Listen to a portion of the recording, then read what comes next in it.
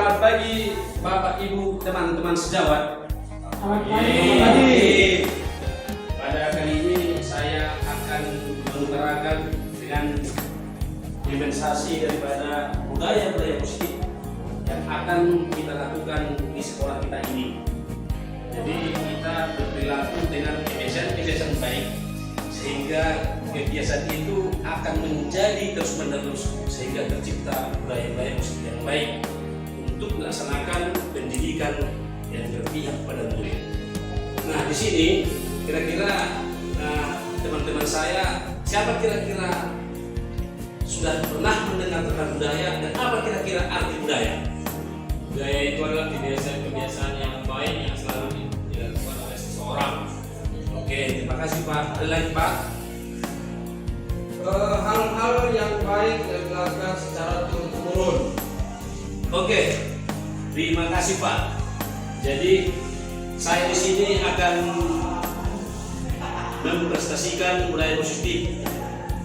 Saya Bukan Togar CGP Angkatan 9 dengan topik budaya positif dalam aksi nyata modul 14. Budaya menurut Wikipedia ini adalah cara hidup yang berkembang dan dimiliki oleh seseorang atau sekelompok orang dan diwariskan dari generasi ke generasi, namun tidak turun-menurun. Kemudian budaya dalam bahasa Sanskerta adalah kultur yang diartikan dengan budi dan akal. Kemudian bahasa Latin ini adalah budaya adalah hal-hal kebaikan atau bisa kita katakan dengan sesuai dengan bahasa Latinnya kultur. Kemudian menurut KKBI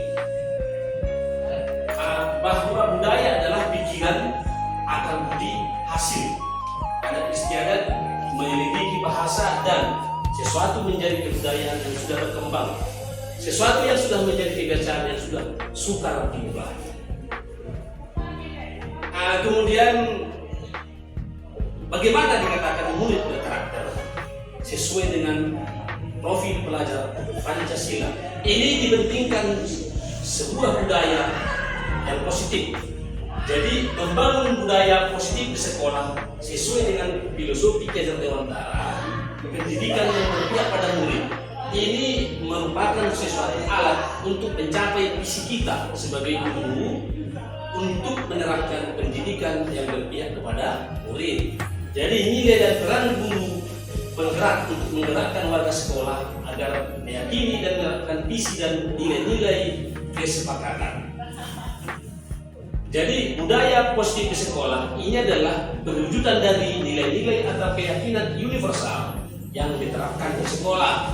Jadi membangun budaya positif di sekolah perlu dilakukan strategi menumbuhkan dulu lingkungan yang positif. Kemudian salah satu yang perlu dijaga adalah penerapan disiplin kita di sekolah.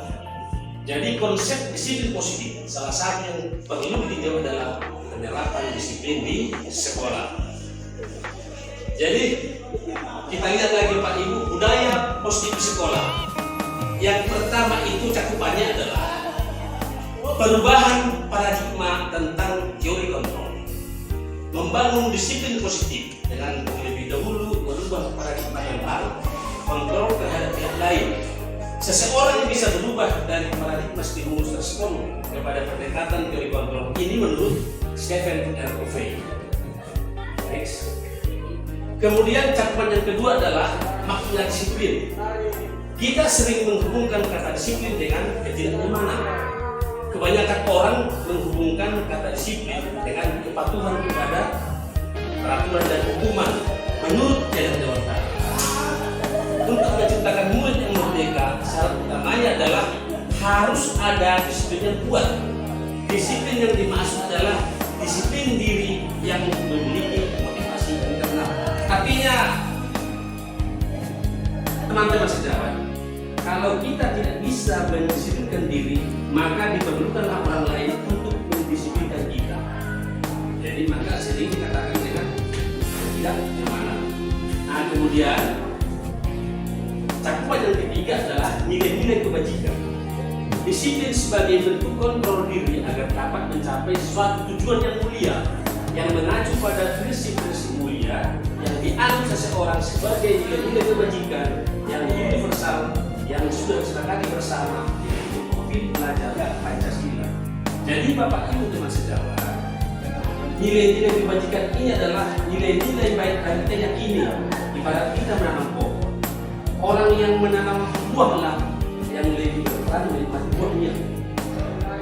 Dan yakinlah Bapak Ibu bahwa orang yang berbuat baik akan kembali kebaikan tersebut kepada dirinya walaupun diterima dengan tidak orang yang sama.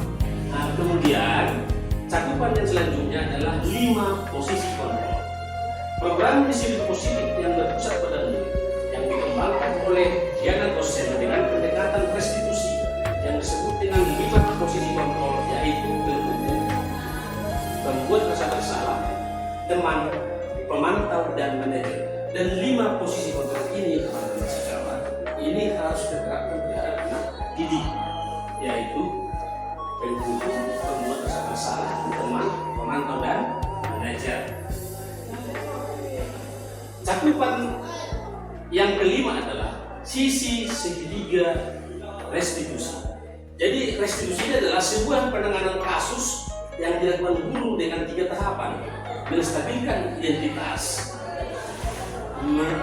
validasi tindakan, dan menanyakan keyakinan.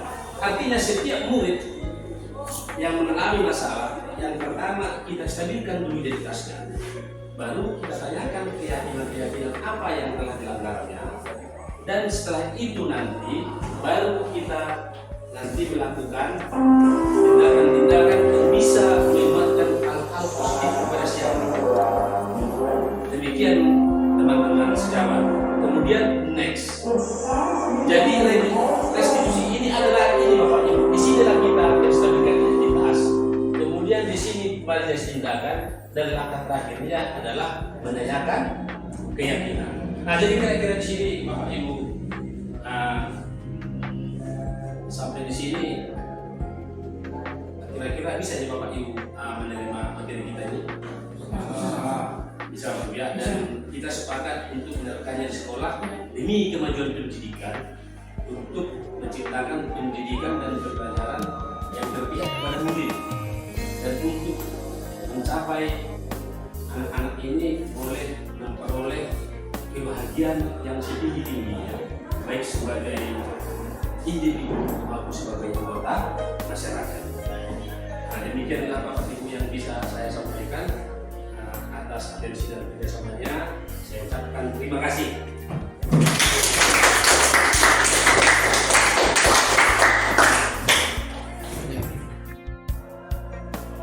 Terima kasih kepada Bapak Lam atas presentasi hari ini yang mana menggunakan materi budaya positif. Semoga kami para guru-guru yang ada di sini bisa terinspirasi untuk Bapak dan bisa menerapkan budaya positif tersebut di sekolah yang kita cintai ini.